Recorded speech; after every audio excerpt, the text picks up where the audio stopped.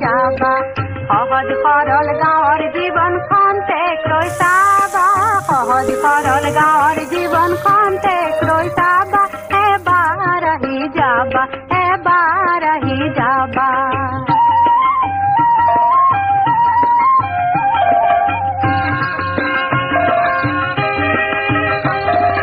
যান বাহনৰ সুযোগ নাই আওহতীয়া আমাৰ